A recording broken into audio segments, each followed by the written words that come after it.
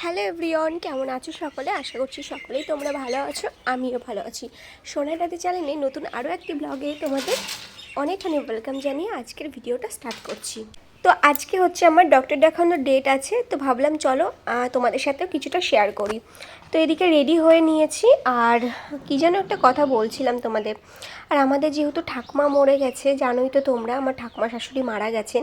তো আমাদের যেহেতু ছুচি, তো সেরকমভাবে কিছুই করতে পারা যাচ্ছে না। তো তবে এটা হচ্ছে যেদিন মারা যায় তার পরের দিন সকালবেলাকার ভিডিও। তো আমি একটু চুলটা আঁচিড়িয়েছিলাম, যেহেতু ডক্টরের কাছে যাব, না আঁচড়ালে কেমন একটা রুক্ষ সূক্ষ্ম লাগে, বুঝতেই পারছো এই সময়। তারপরে আবার তো ওই জন্য চুলটা আঁচড়ে নিয়েছিলাম একটু, ব্যাস, আর কিছুই না। আর একটু লিপ বাম লাগিয়েছি। তাছাড়া আর মানে কি বলবো তোমাদের, হাতে মাতে তো কিচ্ছু মানে লাগাতে পারছি না। এই ঠান্ডার সময় যা অবস্থা খারাপ লাগছে, তার মানে আর বলার মতো না। যাই হোক, চলো ডক্টরে কি বলে না বলে সমস্তটা তোমাদের সাথে শেয়ার করব। আর তোমরা অনেক দিন ধরে ওয়েট করেছিলে, সব কমেন্টের রিপ্লাইও আজকের ব্লগে দিয়ে দেবো। তো আমি আজকে টোটোর জন্য ওয়েট করছিলাম, আর দেখো টোটো চলেও এসেছে। আমরা আসলে টোটোতে করে যাই না, যেহেতু দত্তফুলিয়া, তো ওই জন্য আমরা স্কুটিতে করেই চলে যাই, খুব একটা বেশি দেরি হয় না। তো কি হয়েছে ব্যাপারটা, আমাদের দত্তফুলিয়ার রাস্তাতে না পুলিশ দাঁড়িয়ে থাকে, যে কারণে খুব সমস্যা হয়ে যায়, ধরলে পরে সেই ছাড়তে চায় না। তো এই জন্য ভাবলাম রিজার্ভ করে নিই, একদম অসুবিধা হবে না। তো এই যে চলো রাস্তায় বেরিয়ে পড়েছি। আর মামুনিরা নেই, মামুনি গেছে বাবাকে আনতে। বাবা যেহেতু আসবে, কাজ টাজ সমস্ত কিছুই করতে হবে, তো সেই কারণে ভিডিও দিতে একটু লেট হচ্ছে। তোমরা অনেকেই কমেন্ট করছো, দিদি ভিডিও কেন দিচ্ছ না। আসলে বুঝতেই পারছো, এই অবস্থায় না ভিডিও করা হয়ে উঠছে না। তারপরে খাওয়া দাওয়ার ঠিক মতো হচ্ছে না, ধরো কাজ বাজ সমস্ত কিছুই আছে, মামুনি একা সবটা গুছিয়ে উঠতে পারে না, ওই জন্য সব কিছু গুছিয়ে টুছিয়ে দিতে হয়। তো যে কারণে যাই হোক, দেখো আমরা ডক্টরের কাছে চলে এসেছি। আর আজকে না আগের দিন লেট হয়ে গেছিলো বলে আজকে একটু তাড়াতাড়ি এসেছি, তো ডক্টরের আর দেখা নেই। তো এসে অনেকক্ষণ লাইনে দাঁড়িয়ে থাকতে হয়েছিল, তবে 1 নম্বরেই নামটা পেয়ে গেছি। তো এটা হচ্ছে পরের দিন সকালের ভিডিও। ওই দিন আর সেরকমভাবে ব্লগ আমি শ্যুট করতে পারিনি।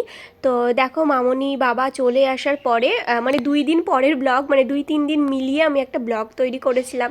বুঝতেই পারছো সেরকমভাবে কোনো ভিডিও আমি শ্যুট করে উঠতে পারছিলাম না, তো যে কারণে। তো এখানে ওই যে পাটকাঠি, রান্না বান্নার সমস্ত কিছু জোগাড়জান্তি করা হচ্ছে, কারণ যেহেতু মামনিরা হবিষ্যি করবে, তো আমাদের বাইরে করার নিয়ম, কিন্তু বাইরে যেহেতু আমাদের জায়গাটা একদম শর্ট পড়ে যাচ্ছে, ওই জন্য ঘরের ভিতরেই দেখো, ওই এখনও তো যেহেতু রেডি হয়নি, সেই কারণে ওই ঘরের মধ্যেই করা হবে।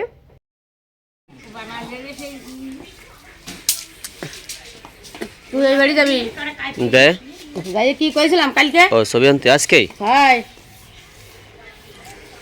দুপুরের পরে যাবানি। ভাই যাই নিয়ে আসো। ওই কচ্ছে আমার সাউদের একটা ফটো লাগে না? আমি তো সেই বাড়ি যাই নিয়ে আই। ফটো নাই বলে আমি থাকবো। গানের দিন। তো মামনিরা গেছিলো স্নান করতে, স্নান টান সেরে এখানে যা যা নিয়ম থাকে আর কি। তো এই নিয়মগুলো আমি নতুন দেখছি, আমাদের ওদিকে কিন্তু এরকম নিয়ম নয়। আমাদের হচ্ছে অনেক বড় অনেক কিছু নিয়ম আছে, সেগুলো পরে এক সময় তোমাদের সাথে শেয়ার করব, যাদের যাদের যেরকম নিয়ম আর কি। তো এখানে দিদা এসেছিলেন, এটা হচ্ছে সেজো দিদা। ওই দিদা এসে সমস্ত কিছু দেখিয়ে দিচ্ছিলেন, বয়স্ক মানুষ তো উনি অনেক কিছু জানেন। তো উনি দেখিয়ে দিচ্ছিলেন কী কী করতে হয় না করতে হয়। তো এই হচ্ছে ব্যাপার। তো ওইগুলো দেখো, এইটা করার সময়তে না কথা বলতে নেই, মানে চুপ থাকতে হয়। তো ওই জন্য কথা বলতে পারছে না, ইশারায় সমস্ত কিছু দেখাচ্ছে। অনেক কিছু নিয়ম আছে, তো সেগুলো আর কি পালন করা হচ্ছে। এটার মধ্যে চাল, তারপরে তিল, দুধ, গঙ্গা জল, তুলসী পাতা, দুব্বো গাছ দিয়ে ঠাম্মার উদ্দেশ্যে ওখানে দিতে হবে। পরে এসে উনি নাকি এরকম নিয়ম, মানে এরকম একটা সবাই ভাবে যে উনি এসে নাকি খেয়ে যান, ওনার নামে উৎসর্গ করে দেওয়া আর কি। তো ওখানে ওই যে দিচ্ছে বাবা আর মামনি মিলে। তো দেখে বুঝতেই পারছো কতটা চাপের মধ্যে আছি এই মুহূর্তে, যে কারণে ভিডিও এডিট করে পোস্ট করার সমস্তটা মানে আমার উপরেই দায়িত্ব থাকে। তো সেই কারণে আমি না করে উঠতে পারছিলাম না। আর যেহেতু বাড়ির একমাত্র বউ, তো কতটা চাপ থাকে সেটা তো বুঝতেই পারছো, একটা বউ হলে যেটা হয় আর কি। তো যাই হোক, তো সমস্ত কিছু করে যতটুকু পারবো তোমাদের সাথে শেয়ার করার চেষ্টা করব। তোমরা প্লিজ পাশে থেকো, সাথে থেকো, তাহলেই ব্যাস হবে, আর কিছু দরকার নেই। ডক্টর কি বলেছে না বলেছে সমস্তটা তোমাদের এই ব্লগেরই লাস্টে তোমাদের দেখিয়ে দেবো, মানে বলে দেবো আর কি।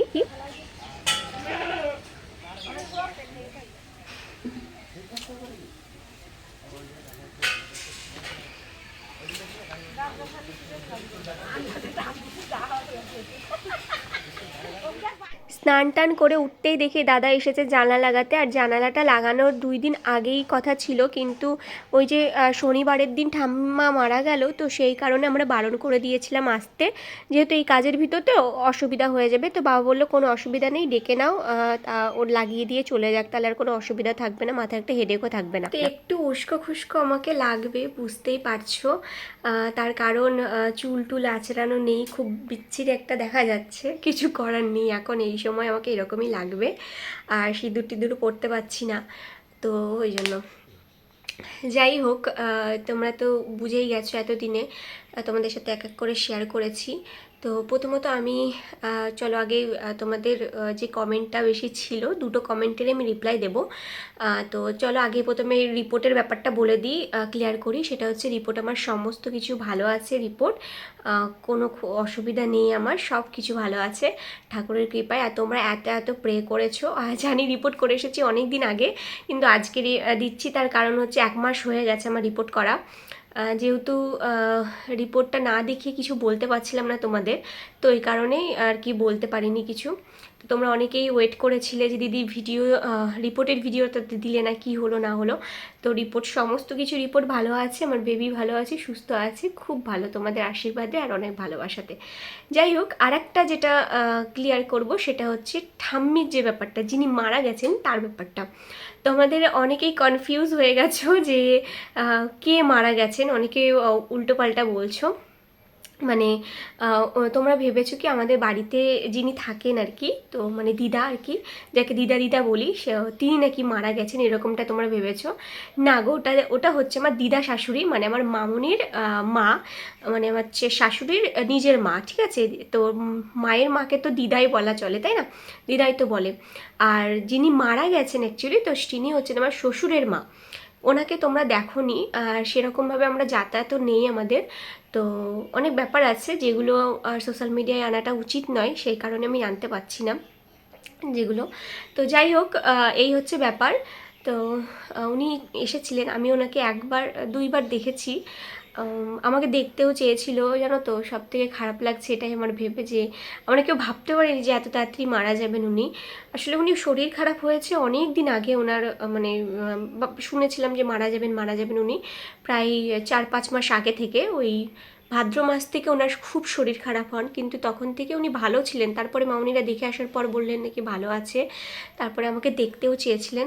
এবার কি হয়েছে ব্যাপারটা, সেটা হচ্ছে আমি যখন কনসিভ করে যাই, আর আমার ঠাম্মা যে বাড়িতে থাকতেন আর কি, তো ওই রাস্তাটা না এতটাই খারাপ যে এই সময় জার্নি করা আমার পক্ষে সম্ভব ছিল না, আর ওই রাস্তা দিয়ে যাওয়া তো অসম্ভব ছিল আমার। তো তোমাদের দাদাভাই আমাকে ভয়ে না নিয়ে যায়নি, যেহেতু ওই রাস্তায় না ইট একদম ইয়ে করা, মানে সে উঠানো উঠানো ইট, তো যে কারণে তখন একদম বেড রেস্টে থাকতে বলেছিল ডক্টর আমাকে। তো ওই কারণে আমি ভেবেছিলাম কিছুদিন পরে যাব, কিছুদিন পরে গিয়ে দেখা করে আসবো, কিন্তু হঠাৎ করে যে এই ঘটনা ঘটে যাবে আমরা সত্যিই বুঝতে পারিনি। মানে কিভাবে হয়ে গেল, কেউ জানতামই না যে এরকমটা হতে পারে। যেদিন অসুস্থ হয় আমরা কেউই জানি না যে আগের দিন অসুস্থ হয়েছিলেন বা কিছু। আমরা পরের দিন সকাল 11টার দিকে, মানে মারা যাওয়ার প্রায় আধা ঘন্টা কি 2 ঘন্টা পরে গিয়ে আমরা জানতে পারি, আমাদের ফোন করা হয়। তো আমি তো যেতে পারিনি। তো আমার শোনার পর খুব আফসোস হচ্ছিলো যে উনি আমাকে দেখতে চেয়েছিলেন, খুব খারাপ লাগলো। তো কি আর করা যাবে, কিছু করার নেই। তবে দেখতে পেয়েছি, উনি আমাকে যে দেখেছেন এটাই অনেক সৌভাগ্য আমার। আর তোমাদের দাদাভাই খুব খুব কষ্ট পেয়েছে, তার কারণ ওর খুব ইচ্ছা ছিল যে আমাদের ছেলে হোক বা মেয়ে হোক নিয়ে গিয়ে দেখাবে যে ঠাম্মাকে, যে এটা হচ্ছে তোমার নাতি নাতনি বা কিছু একটা। তো ওইটাও খুব কান্নাকাটি করছিল যেদিন মারা যায়। বুঝতেই পারছো, ঠাকুমা দাদু দিদা এরা একটা আলাদা জায়গায় থাকে, আলাদা একটা ভালোবাসা বলতে পারো। আমাদের তো নেই আমার ঠাকুমা, তো আমরা বুঝতে পারি কতটা কষ্ট হয়। আমি যখন অনেক ছোট ছিলাম, খুব বেশি ছোট তাও বলবো না, আমি যখন 8 কি 7-এ পড়ি, তখন আমি আমার দাদুকে হারাই। খুব ভালোবাসতো আমাকে আমার দাদু। আমার দাদুর কথা বলতে আমার খুব কষ্ট হয়, মানে বুঝি না, আমার ভেতর ফেটে যায় একদম আমার দাদুর কথা বলতে গেলে, মনে পড়ে না, খুব কষ্ট হয় জানো তো। আর ঠাকুমাকে হারিয়েছি 2018-তে, আমি যখন ফার্স্ট ইয়ারে পড়ি, তখন আমার ঠাকুমা মারা যান। তো খুব খারাপ লাগে, খুব কষ্ট লাগে যে ওই দুটো মানুষ যতই মানে কুটকুট করুক না কেন, যতই মানে রাগ করুক না কেন, বকাঝকা করুক না কেন, তাও ওই মানুষগুলোর ভালোবাসা একটু অন্যরকম হয়, তাই না? তো খুব খারাপ লাগছে, খুব ভালো মানে কষ্ট হচ্ছে আর কি। মনের মধ্যে একটা মানে গিল্টি ফিল হচ্ছে যে উনি দেখতে চাইলো, আমি এই সময় বলে আমি যেতে পারলাম না, তো ওটার জন্য খুবই খারাপ লাগছে, জানো তো। তো এই হচ্ছে ব্যাপার। তো তোমরা অনেকেই গুলিয়ে ফেলছো ব্যাপারটা যে উনি হয়তো ইনি, তো ওই ব্যাপারটা না। যিনি মারা গেছেন উনি হচ্ছে আমার ঠাকুমা শাশুড়ি, আর যিনি বেঁচে আছেন উনি হচ্ছে আমার দিদা শাশুড়ি। উনি এখন আছেন, ভালো আছেন, সুস্থ আছেন। ওনারও একটু প্রবলেম দেখা দিয়েছে, যেহেতু সুগার, বুঝতেই পারছো বয়স হয়েছে, আর বয়সের তুলনায় সুগারটা হলে না খুব মানে একটা খারাপ হয়ে যায়। যাই হোক, এই হচ্ছে ব্যাপার। তো চলো, আজকে 5 দিন হয়ে গেল, বুঝতেই পারছো। আর সারাদিন এই সব খাওয়া দাওয়া করে না খুব কষ্ট হয়ে যায়, ভালো লাগে না। তারপরে কড়া ডোজের ওষুধগুলো থাকে ধরো, তো তারপরে আমার সত্যি কথা বলতে ঘুম হয় না, ঘুমের এতটা ঘাটতি আমার, ঘুম হতে চায় না বলেই আমার মানে শরীর পুরো খারাপ লাগে। যাই হোক, চলো, অনেক বকবক করে ফেলেছি। আজকের মতো ব্লগটা এখানে এন্ড করছি। কেমন লাগলো অবশ্যই কমেন্ট বক্সে জানাতে ভুলবে না। দেখা হচ্ছে নেক্সট ব্লগে। সবাই ভালো থাকবে, সুস্থ থাকবে। আর হ্যাঁ, তোমরা অনেকেই বেল বাটনটা প্রেস করো না, ভিডিওটা সাবস্ক্রাইব, আমার চ্যানেলটাকে সাবস্ক্রাইব করে পাশে থাকা বেল বাটনটাও কিন্তু প্রেস করে দিও, যাতে আমার সুন্দর সুন্দর ব্লগগুলো তোমাদের কাছে গিয়ে পৌঁছাতে পারে। অনেকের কাছে নোটিফিকেশান যায় না, আমাকে অনেকেই মেসেজ করেছো, দিদি আমার কাছে তো নোটিফিকেশান আসছে না। তোমরা প্লিজ একবার আনসাবস্ক্রাইব করে সাবস্ক্রাইব করো, দেখবে নিশ্চয়ই আসবে। আর বেল বাটনটা অল করে রাখবে, তাহলে দেখবে সব ব্লগ তোমাদের কাছে গিয়ে পৌঁছাবে। চলো, টাটা।